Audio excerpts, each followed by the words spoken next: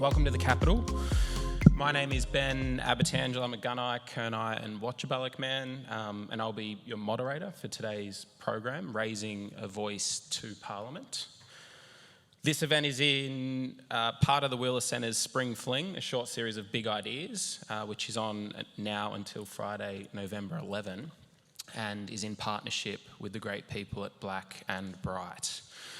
Before we launch into what I anticipate to be a memorable event, I do want to acknowledge that we are gathering on Wurundjeri country. I want to acknowledge the Wurundjeri people's enduring relationship with the living lands, skies and waters of this area. And I think I also want to acknowledge, and speaking to Teela before coming onto stage, that it's been an ongoing war and a violent time for blackfellas in this place for the last couple of 100 years, but particularly the last few weeks or months has been excessive. So for our brothers and sisters in the crowd and on the stage, it's you have my enduring love and solidarity, and keep taking care of yourselves.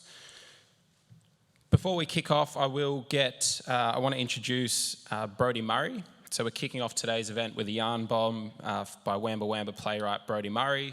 Boasting an extraordinary imagination, Brodie has received the Best Emerging Indigenous Artist, the Young Creatives Award at Melbourne Fringe Festival, and the Australia Council for the Arts First Nations Career Development Award. So please give Brodie a warm welcome as he makes his way up.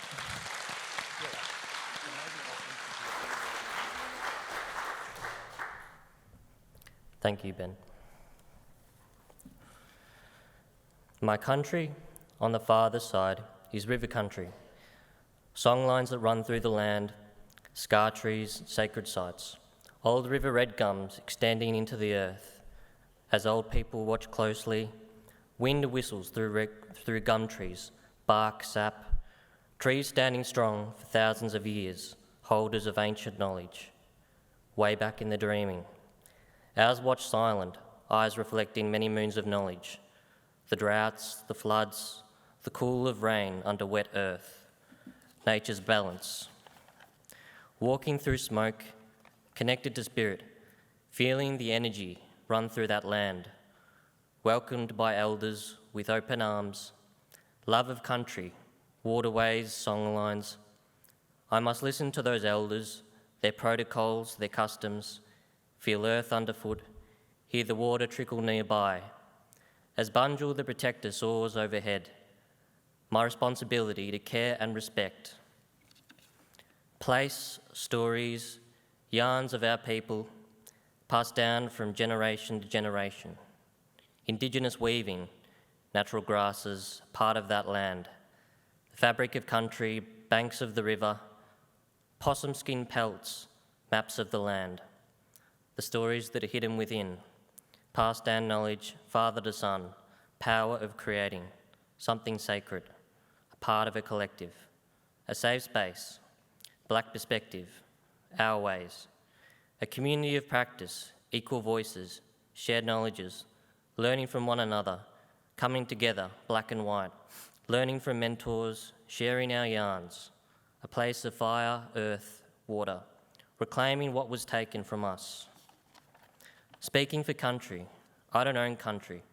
My country owns me. I speak from the other side. Our voices were silenced, ancestors oppressed, were not heard, languages denied, land where our ancestors lived in harmony for thousands of years. It is up to us now to honour those who came before, those who fought for us to be where we are now. It is time for change, to reclaim our identity. I am Wamba Wamba and I am Nurrungeri. Voices from the people crying out to be recognised. We are First Peoples of this land, mobs coming together. At Uluru, we spoke from the heart, to be celebrated and to be heard, to right wrongs. We raise our voices to Parliament. The wait is over. Listen to that earth with your senses, tune in with your soul as leaves crunch underfoot, the breeze that whistles through river red gums as your heart synchronises to your breath.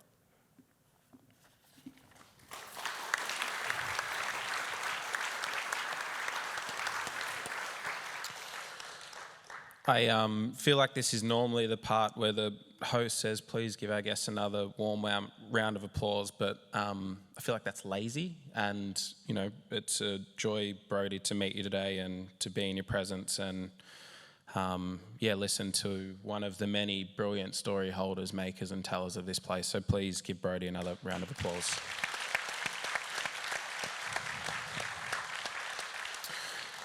We've got a lot of ground to cover today, or the opportunity to.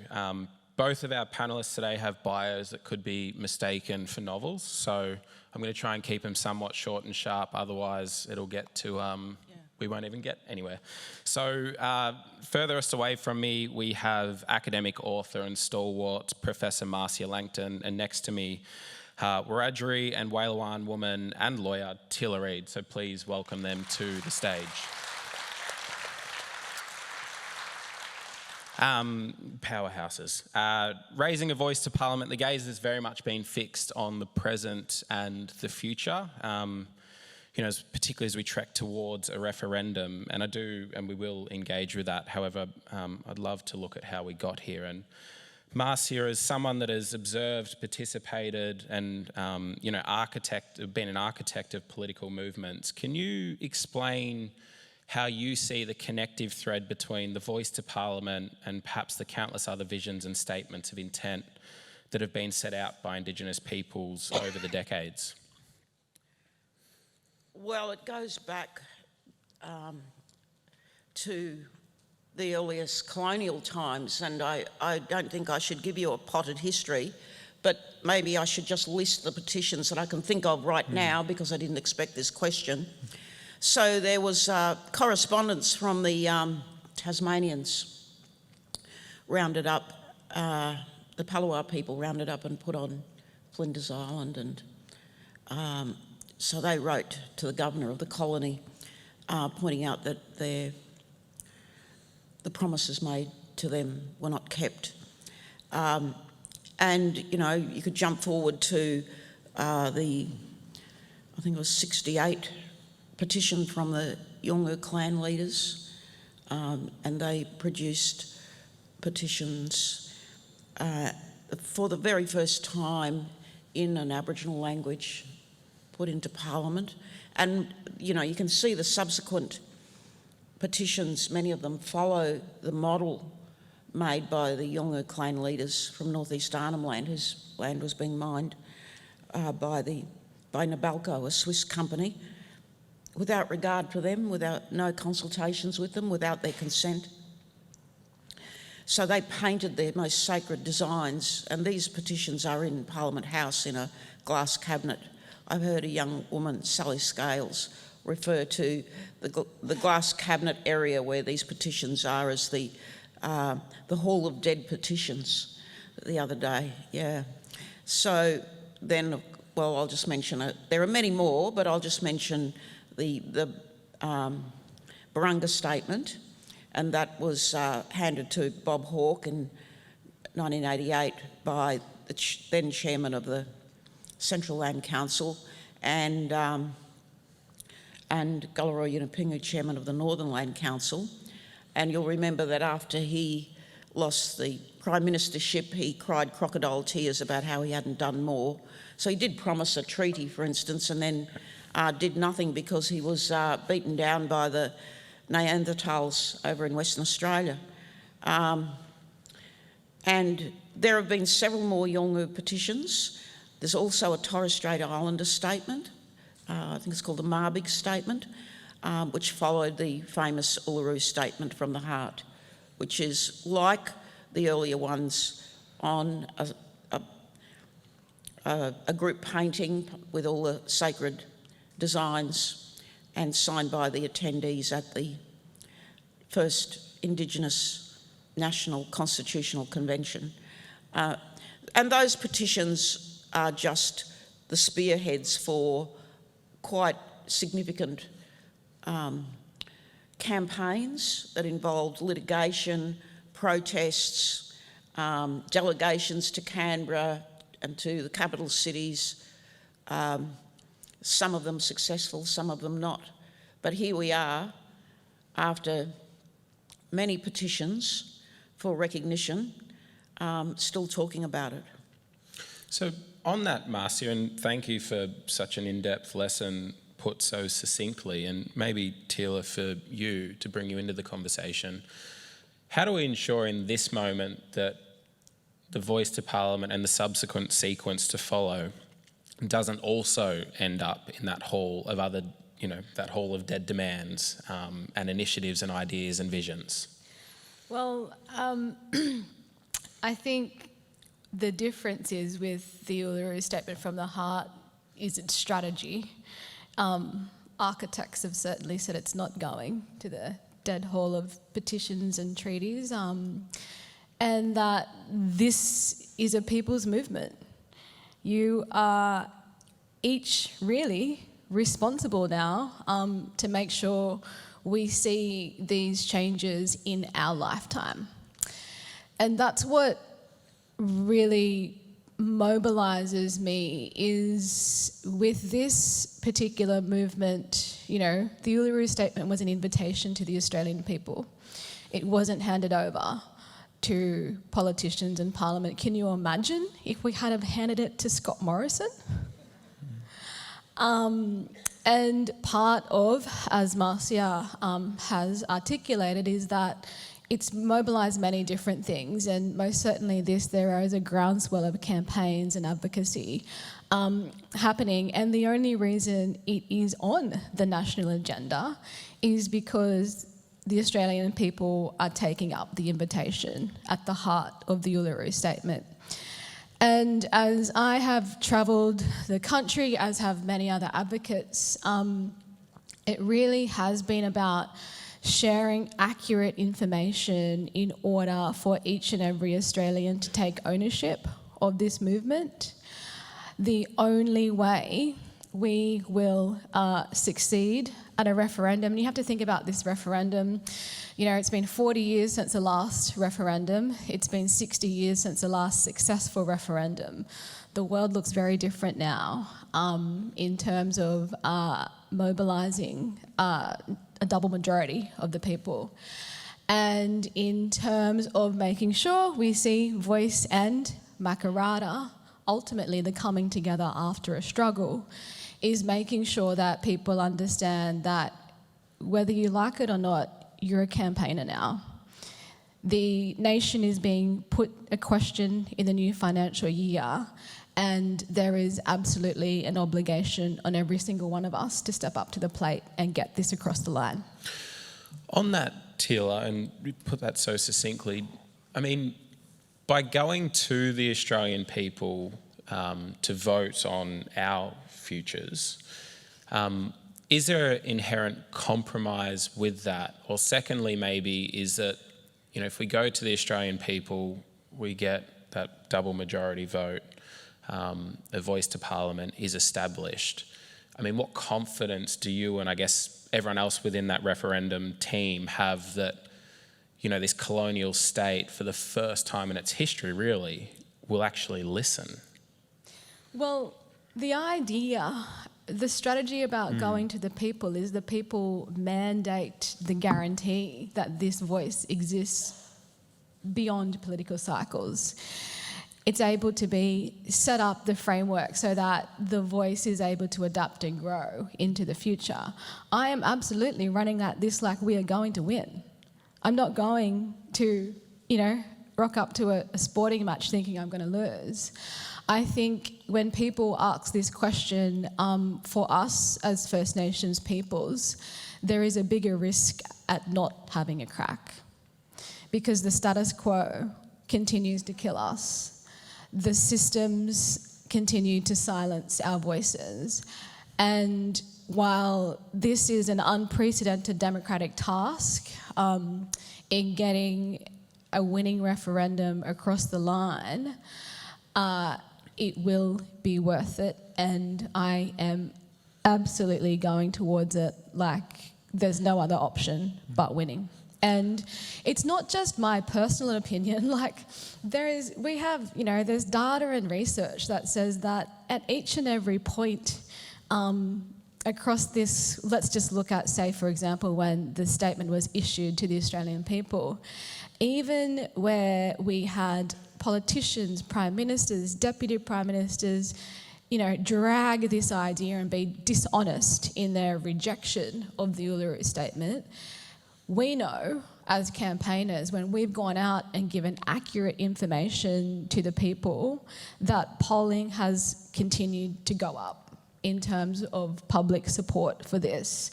The Australian people want to resolve and reckon with the relationship between First Nations people and the rest of the nation. And I think it's not just, you hear lots of politicians say this is a practical question, what's the voice going to do, when it comes to Indigenous communities? But in my view, it's such a moral question about who we are as a nation. And that onus is on us to make sure that this wins. Marcia, you've seen politics play out in this place for a long time. You've observed the contempt that seems to be inherent with the colonial state. Do you feel as though that, the voice to Parliament and the theory of change, I guess, Teela, is, nothing about us without us in isolation? Do you think that the state has the capacity to listen, Marcia, and to perhaps cure that contempt that we have only ever seen? Not by itself, no. I'll just give you one recent example. I think it was Tony Burke ordered an inquiry into, one of our federal ministers, ordered an inquiry into the carbon trading economy, and he set up a working group, not a single Indigenous person on it, and yet Indigenous people have rights and interests in over 60% of the country, and on, Aboriginal land, there are major carbon reduction projects, many of them involved in carbon trading, Not a single Indigenous person. And in the top 200 green companies published in a newspaper this year, in the top 20, 14 of them were Aboriginal-owned or Aboriginal social enterprises or initiatives that have a majority Indigenous involvement. Didn't think to put an Indigenous person on the committee. It's just kind of automatic, it's normative, and we see it all the time in our lives. I could whine about, 50 decisions that have been made recently that did not involve consulting me and should have, but I won't bore you with the detail. Just take it from me that I just don't exist, and I think many Aboriginal people feel this way. That, we're ignored, we're marginalised, and it's just part of the white Australian culture, and increasingly the entire Australian culture. So, I have, multicultural friends or friends from ethnic communities who bound up to me, "Hi, how are you?" And I want to say to them, "Why didn't you ask me to the committee meeting?" Like they do it too. Now, it's just regarded as, how to be Australian. So I was just thinking about your question. I started politics 57 years ago at a meeting under a house in Brisbane with Udjuru Noonuckle, who was then Kath Walker when she was running for Parliament.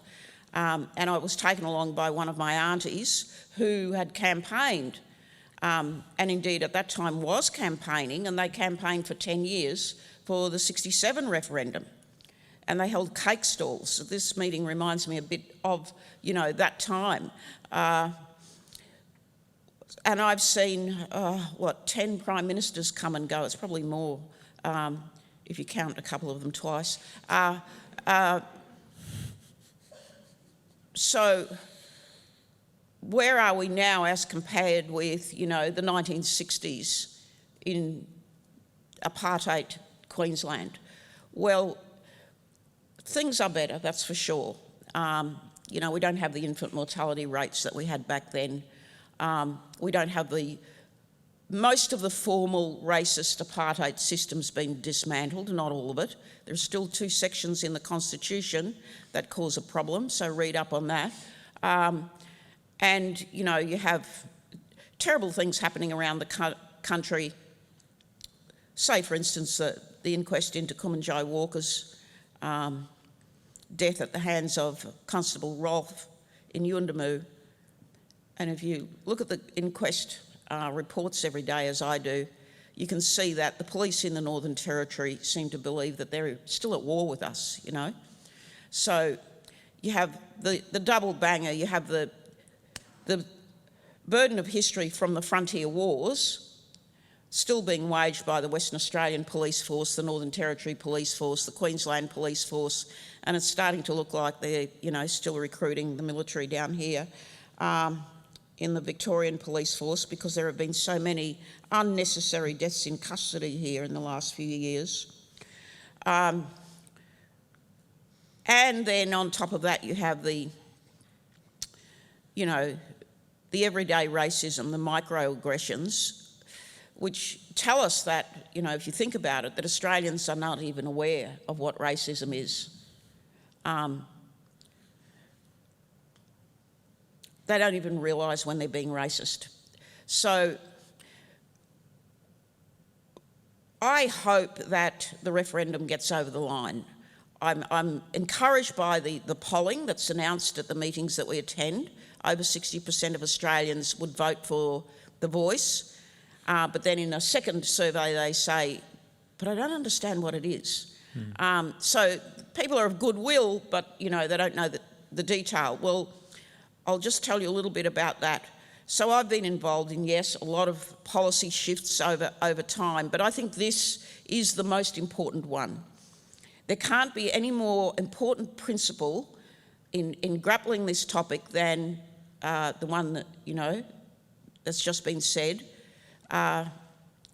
Nothing about us without us. We've got to the point where everybody says, well, you know, why don't Aborigines fix their problems? Well, it's for all the reasons that I've just explained. When we're excluded from the decision making, and there are all sorts of ways that we're excluded, formally, informally, with racist intent, with subconscious racist kind of, I don't know what's going on, and the most important decisions about our land, our lives, our children are being made at tables where none of our people are present.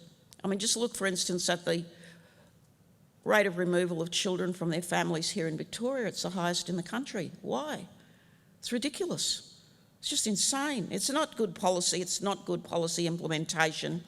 It's, you know, rampaging subconscious racism out of control, and so are the incarceration rates, not just of adults, but of juveniles.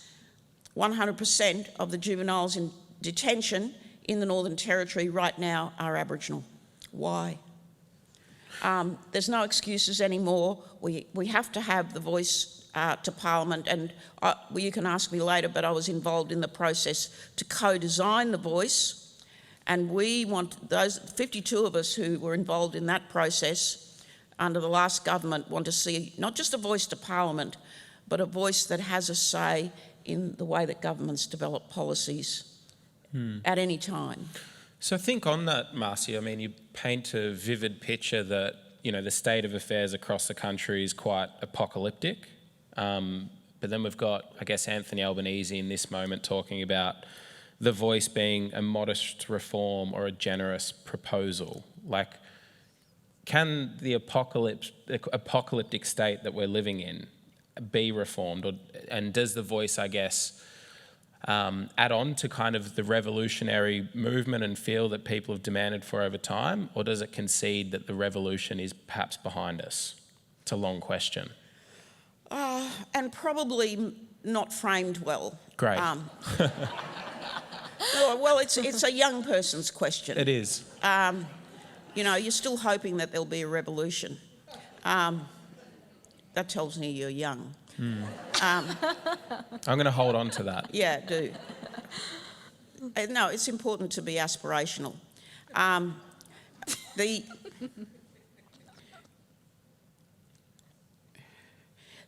Here's the thing.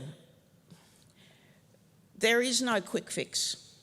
This is hard work, and it's work that a lot of people have to do every day for the rest of their lives. There is no quick fix. The Voice is not going to fix everything.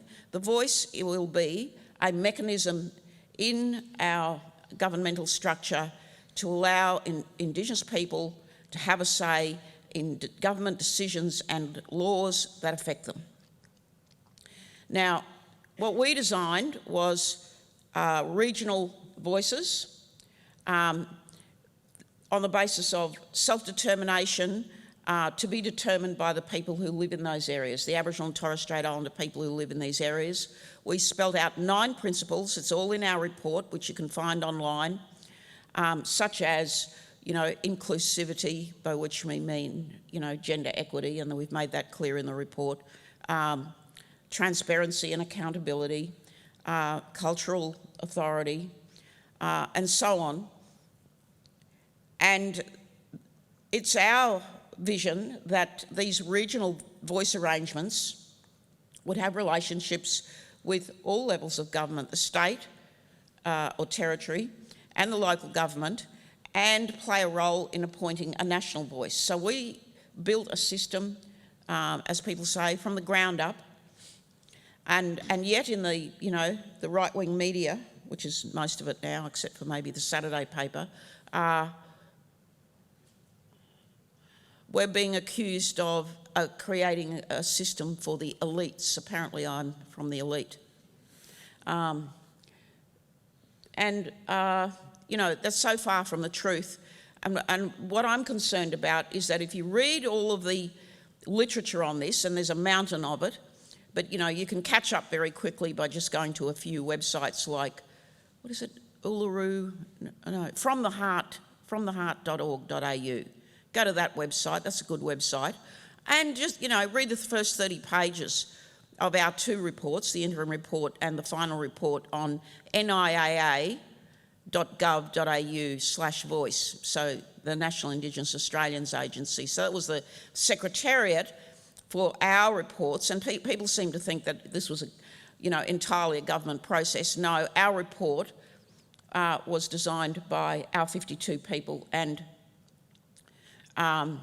we had a lot of assistance from government officers around the country, that's for sure, but it is a report from us to the government and to the people of Australia as well, like the Uluru Statement from the Heart, So there was no government interference, there was good advice. So what we envisage is that the national voice would then monitor government decision-making and, the drafting of bills and lodge its written advice in a parliamentary committee. And this committee would be the equivalent of, say, the Bill Scrutiny Committee or the Human Rights Committee, both of which, along with other committees, scrutinise legislation before they, go through the House of Reps and the Senate. So to that extent, yes, I can see why people are saying this is a modest proposal and it's not revolutionary. No, it's not. We're not asking for the revolution. We're asking for a body in Parliament, a committee like many other committees, where the formal voice of the Indigenous Australians is tabled in the Parliament. Now, you've seen yourselves, I'm sure, lots of advice to our politicians is ignored on a daily basis. Human rights advice, expert advice, scientific advice, constantly ignored. It's human nature, That's what happens. You were going to ask me about power. Well, that's how power works. So are we going to be listened to any more than the scientists who tried to warn about COVID? Probably not, but maybe somebody will listen. And they might. It's all about politics. How well is your argument put together? Have you got the evidence? How much is this going to cost? What are we going to avoid by doing this? What's the risk assessment here? Is this going to fix any problems? So this is how we envisage the Voice, as a very practical body to engage in that kind of decision-making, not just at the national level in our federal parliament, but also in the states and territories. And that's because most of our population are spread, you know, across Australia in not just the big cities, where, yes, we have some big populations, we'll be 1 million people soon, but, you know, in tiny communities and medium-sized towns and capital cities across the country. We have a dispersed population, a very diverse population, and about a third of our population are the poorest people in Australia, with no access, no voice, barely any infrastructure, the worst problems, and, you know, the right wing keep talking about how we're the elite. Well, we designed this to bring that third of our population with us and to close the gap, because people are dying for all sorts of reasons. People are living much shorter lives. To be Indigenous in this country is to be sentenced to a very short lifespan if you live in, you know, most of Australia's postcodes outside the big cities. That's what we're concerned about. Teela, carrying on from that, what are some of the complexities that you're grappling with, not only as someone as part of the Referendum Council, but just as a big thinker, you know, a lawyer, a legal mind? What are some of the complexities that you're grappling with within this broader conversation? Well, I think it's important to remember that we need to simplify things. You know, the idea of something, you know, as profound as the voice to Parliament that will eventually change our nation, it's actually really simple. Like, legally, it's very simple. It's just amending a document to ensure that there is a voice into the future. And I think that the politics confuses it. The politicians and media get a hold of it, and that causes, and social media now causes a lot of misinformation around these massive moments in our time. And one of the issues, as a First Nations woman and as a lawyer, staying hard-headed about this reform, it's that Australia has very poor civics understanding of itself. It's actually one of the confronting things for me has been going into communities and actually the level of white privilege, you know, where people don't have to think about what it's like to walk out being black, or you know, having had benefited off systems that operate on the white patriarchy, unpacking that for people and allowing them to understand why the many petitions in the past and First Nations movements are not just critical for First Nations peoples, but for us as a nation. And, you know, when I think about where we're heading in the next 18 months, it's not just the referendum or the voice per se, but it's articulating to everyday Australians the process. Like, for example, we're not going to wake up after a referendum vote and suddenly there be an entire kind of new building down in Canberra or across the continent. This is a two-stage process. What happens before a referendum, boom. What happens after a referendum looks very different, and the people are giving the mandate for that voice to grow. And so while it has consumed a lot of my advocacy, and I do pursue it out of what it is my obligation as a First Nations woman, I feel, to do this work, there are still many other things, as Marcia has alluded to, that, creates, I guess, the difficulty of seeing reforms come to life in our country. And, on the one hand, we've spoken about racism, but on the other hand, white culture and this cult of forgetfulness that, W.H. Stanner said in his Boyer lecture. I argued the case for reckoning, not reconciliation in 2020. Rachel Perkins and Noel Pearson both also raised this cult of forgetfulness in white culture. And you see this pendulum swing every year, and I think this is one thing that gets exhausting as a blackfella in this country. It's that we can rock up to protests or walk the bridge in 200,000s at one point, or hundreds of thousands every invasion day. Yet the cycle of white forgetfulness continues to kind of, I think, stop serious, hardcore systemic change, because what we're actually asking for is people to give up their power, and to distribute that power, and to understand that when First Nations voices are centred, that's not the end of your story, it's the beginning of our shared story.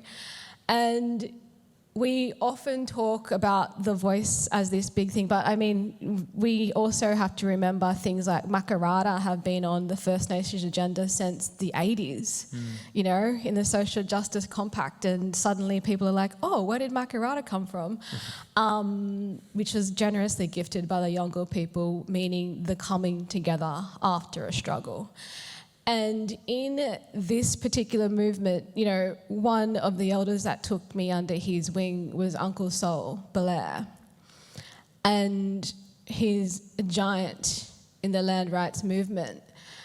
And I often look back at the elders that had done the hard work in this space and just think, you know, there is absolutely no way we can hand the baton over to the next generation of black and white kids and not do better as a people. So, yeah, there's lots of conversations that can lead to many different things on this issue. You know, we spoke about land rights and native title beforehand. Maybe it's not the conversation for that now, but I think, you know, we have to see the voice as the starting point and not the end point. Yeah, I think that's important as well. And one of the things that I don't want to be, or it gets lost at times, that the voice is perhaps positioned as the start and end point rather than a part of a broader sequence.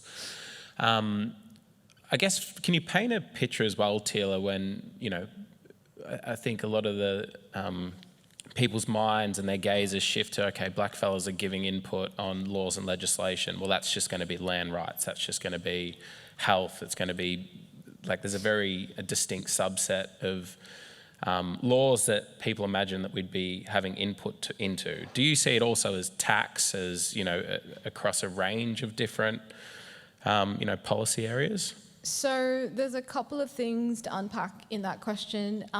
There is, you know, there's an expert panel of constitutional lawyers working on that right now, so I'm not going to comment on the detail, I guess, of the mandate of the voice, but it was envisioned in the dialogues that there be a general ambit, essentially. Lots of those questions raise the issue of, you know, can this be, if you narrow it or you widen it, what can go to the High Court, what can't go to the High Court?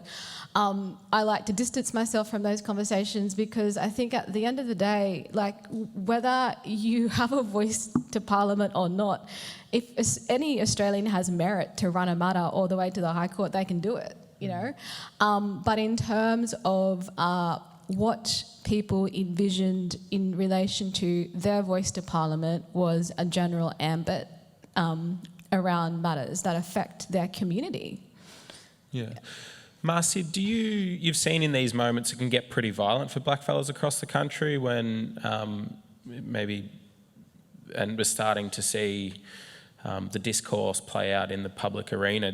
What's your perhaps advice or counsel for Aboriginal Torres Strait Islander people here as we move into this territory over the next couple of years? So I just want to comment on one thing you said there, Teela. Now, I know this, you know, what you used was just a common expression, but I think it's very important to speak to this. You said, we're asking people to give up their power and distribute it and give us some.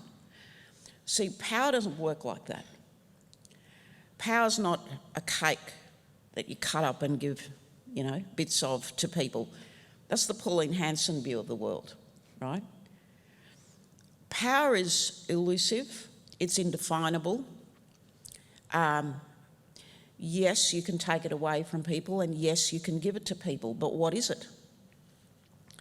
So, yeah, it's a seat at the table. Yes, it's having a say, but it's so much more than that.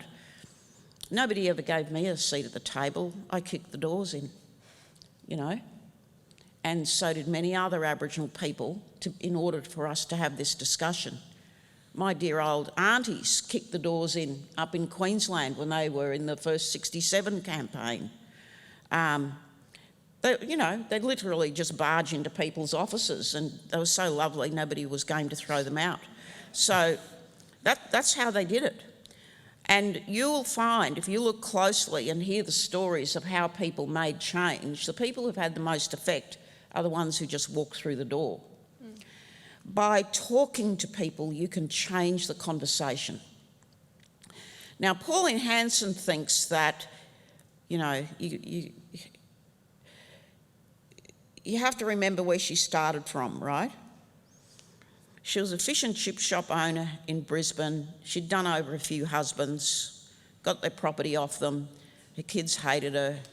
And she hated Aborigines. And apparently somebody told her that she had some Aboriginal ancestry. Well, that's the worst thing you can say to somebody who's been brought up white in Ipswich. So she went on a rampage. And she was a candidate for the Liberal Party, right? She was pre-selected for the Liberal Party back in '94, I think it was. And, she couldn't shut her mouth, just whining about Aborigines. And so eventually the Liberal Party disendorsed her, and she ran as an independent. And of course, the Queenslanders loved it. I think 40% of the electorate voted for her back then in that election. And then the right wing realised, hell's bells, that works better than we thought it did. And that's when John Howard particularly, and his side of politics, and I mean, his faction in the Liberal Party ramped up the racism, So they kind of switched almost overnight from beating the red drum under Menzies to beating the black drum under John Howard. Inspired by Pauline, who's still going and still rounding up the yobbos, Still Indigenous too, apparently, as well. Well, it's what drives her. This is, whoever said that really, please keep your mouth shut in future. And it's, it's probably true after 250 years. And, what people did on the frontier, why would you think that you haven't got some Aboriginal ancestry? So, power is very elusive. I wouldn't have believed 56 years ago, 57 years ago, that I would be a professor at a university, that I would be on a government committee, that I could walk through the door of a minister and present a proposal to a minister. It was simply not possible back then. I had to walk on a certain side of the street, right? So power you can make. It's not a cake to be cut up. We don't have to take anything from anybody to have the voice. But this is not taking anything from anybody. Maybe there'll be some extra room bookings in Parliament House. That's about the worst of it, really. And, it's people like Pauline Hanson, Andrew Bolt, Janet Albrechtson, Barnaby Joyce, who make you frightened. And, this is what they're good at, the politics of fear. What do you have to be frightened of if we have a say in the decisions that are made about our lives?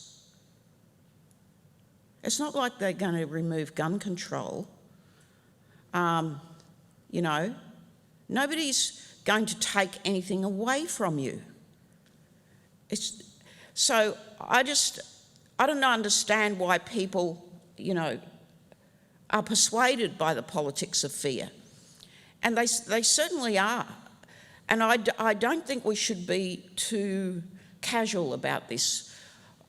I am very concerned that the relentless racist diatribes, especially in the Australian, the Sun Herald, the Courier Mail, the Western Australian, the Northern Territory News, and, the rest of the Murdoch empire, and some dreadful right-wing rags and websites are really turning, you know, the outer suburbs and the rural areas against us. I'm very worried about that.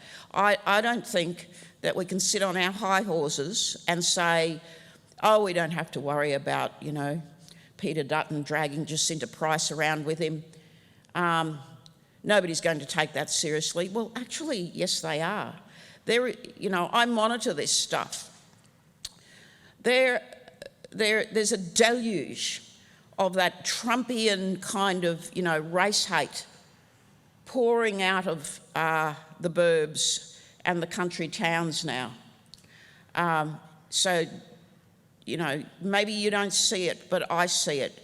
Well, just for instance, if you do subscribe to The Australian, read the comments under a Janet Albrechtson article. You know, I read about 3 a day because it's all I can manage. You know, I spend about an hour monitoring the media to see how we're going, and I am very concerned. And if people don't start standing up for our point of view against this deluge of race hate, then we are going to lose this referendum, and that would be absolutely disastrous. Now, the point of it is not that we're not taking anything away from you, we're asking you to join us. And I think, you know, the way Noel Pearson has put it is very important, and it's important to understand his vision. And you can hear what he has to say in his latest Boyer lectures. And he's also set this out in his essay of some years ago, A Rightful Place, published by Blak Inc. here in Melbourne. He says Australia should be founded on ancient Indigenous presence, you know, 65,000 years of our presence, the British institutions that were brought here, and the multicultural communities that came to Australia from the first time, you know, on the first fleet, actually, and ever since. So they're the 3 parts of modern Australia that we should recognise. And that's right. Now, a lot of white people say, and this is Pauline's stupid question, why should they get more than us? Us. I can't do it properly. I was born in Queensland, but I still can't do the upward. Why should they get more than us? So, you know, the thing is, I doubt that she could read the Constitution. The Constitution was written entirely by white male colonists at conventions, constitutional conventions held at the end of the 19th century. There were no women. They were all British colonists, okay? And they created the Constitution, and this was the slogan put on the Bulletin magazine, and it stayed there until the 1980s, Australia for the white man. And that was the vision of Australia. And that lasted until into the 1980s, and it was Gough Whitlam who dismantled it by getting rid of the Privy Council, for instance, and other such nonsense. So the Constitution was made to create a white country, and one of the first acts of Parliament was the Immigration Restriction Act, which laid out the architecture of the White Australia policy, and that too operated until I think it was Holt that dismantled it. So, you know, White Australia was a racist state, a formal racist state, until Holt got rid of the immigration policy. And everybody thinks that, you know, the 67 referendum somehow gave us the vote. No, that's not what happened. The 67 referendum removed 2 racist provisions in our Constitution. It didn't remove all of them. One was that, you know, barring us from being counted in the census, and the other, importantly, was the one that stopped the Commonwealth from making laws for us. So prior to 67, it was only state and territory, well, it was really only the states that could make laws for us. Except in the Northern Territory, where the Home Affairs Minister appointed a, you know, welfare superintendent mainly to remove children and hand out indentured labour orders. So Australia was a formal racist state until all of that racist architecture was dissolved. But there are big holes missing. Having dissolved bits and pieces of it, the architecture simply doesn't work for us, right? That's the problem. So section 51(26) of the Constitution, which was amended to enable the Commonwealth to make laws for us, so except for Aborigines was removed, right? That 51(26) still presents us with a problem, because in the Hindmarsh Island case, in the High Court, the court was, I think, evenly split, but it's regarded as a majority. The decision was that 51(26) could be used to our detriment. So the appeal was made that the Commonwealth could only make decisions that would benefit us. And the High Court said, no, the Commonwealth can do whatever it likes. If it wants to use 51(26) to cause us harm, it can. So you see what the problem is? Mm-hmm. The problem is actually a technical problem, and it's, the pointy end of the problem. It's the pointy end of the problem that arises from 250 years of racism. Mm. So this is why we need a voice, because we need to solve that problem. So what Noel proposed was a hook in the Constitution, a voice of which could hang some other reforms, and they would be, for instance, a Makarrata Commission. Mm. So, all of these things can be developed. Treaties, why not? Have treaties. Mm. There are treaties being developed now.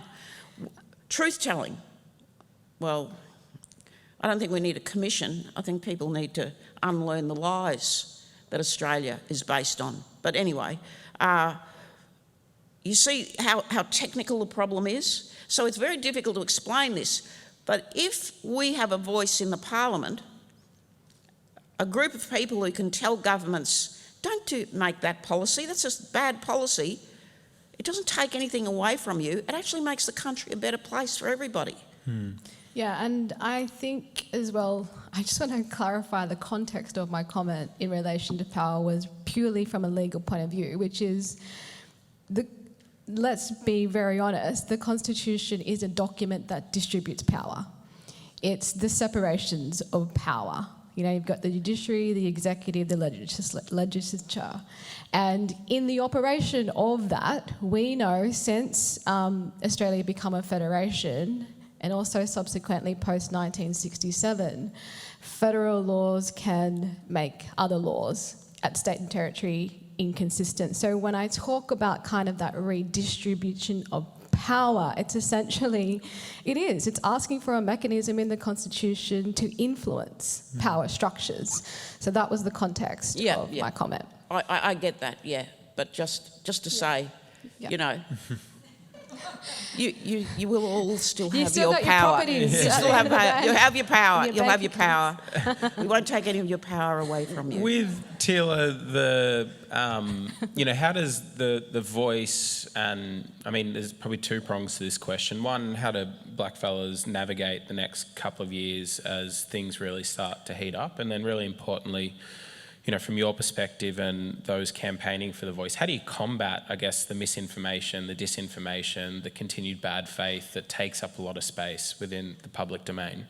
Well, I think you've already just got to, do a stock take of what we're already experiencing, and it's pretty, it hasn't been a pretty picture in this country, particularly in the last couple of weeks. I like to address the world in the sense that I think that we can do better and that we ought to do better, and looking towards those moments in time. At the same time, I think, we can do a number of things at once. As a community, we've taken a moment this week to try and heal some of that loss we've experienced in our young people that, seems to be relentless. And it's almost like a news story breaks every week, and not just breaks, but literally breaks our hearts.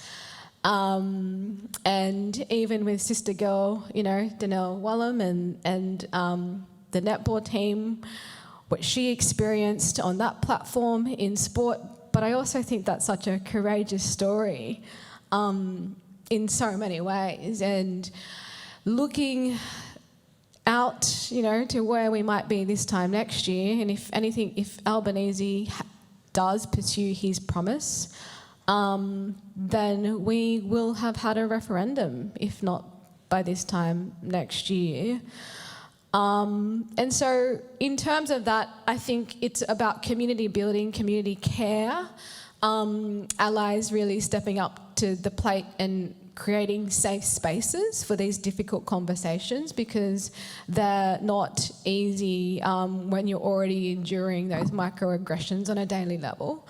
I was just at the Ghana Yada memorial for little Cassius, and there was a white woman who turned up to the protest and decided to shout, "All kids matter," when the aunties were speaking of Cassius's life. And in that moment of vulnerability, I think for so many First Nations people and his family, it was the white allies who come forward and really took responsibility for her in that moment, so that First Nations peoples did not have to bear that load. And I think that's the really important thing to take away. It's that actually we do need, the 97% to stand with us moving forward, and making sure, particularly for me, our elders and our young people know that their lives matter every day, and that we can do this as a country. And we shouldn't let complacency and, yes, the unfortunate racism stop us from pursuing what it says in the Uluru Statement from the Heart, a better future for all of us. We are going to listen to Teela recite the statement before we leave. Marcia, are there any final messages for those that have come out here today, or striking points that you want to hit home? There's a training program. You can sign up on fromtheheart.org.au, and there's a training program. We need all help we can get to get this over the line. I'll leave it at that, and I look forward to hearing you read the statement. Yeah. Before you do get into that, Teela, though, are there any points or things that you want to hit home for the audience that have made it out here today? I just think the onus is on you now to accept that invitation. Yeah. Well, Marcia and I are going to take our way off the stage. Thank you for coming out and lending us your attention and time. There's so many places that we can take this conversation. I hope we've taken them to some places that are good today. So thank you for coming out. Marcia and I are going to leave, and Teela's going to recite the Uluru Statement. So thank you very much. Thank you.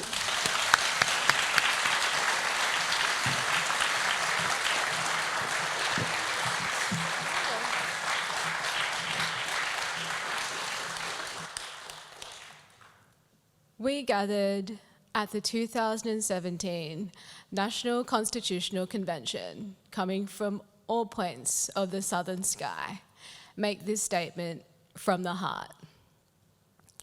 Our Aboriginal and Torres Strait Islander tribes were the first sovereign nations of the Australian continent and its adjacent islands, and possessed it under our own laws and customs.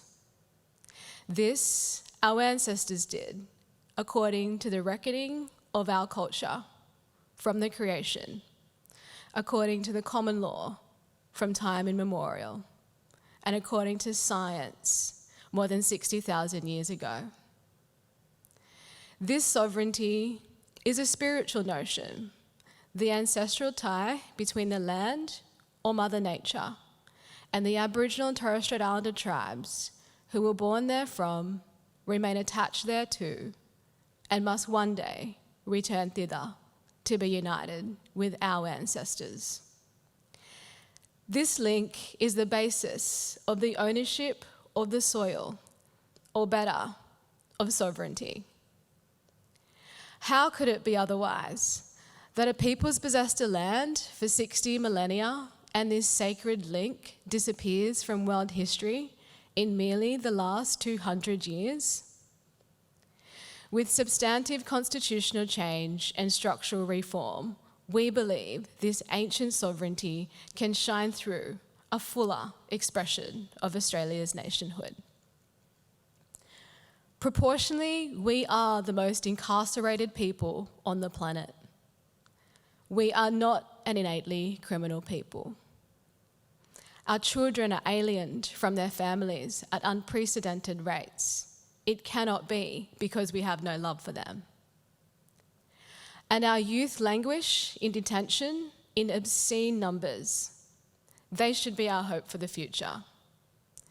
These dimensions of our crisis tell plainly the structural nature of our problem. This is the torment of our powerlessness. We seek constitutional reforms to empower our people and take a rightful place in our own country.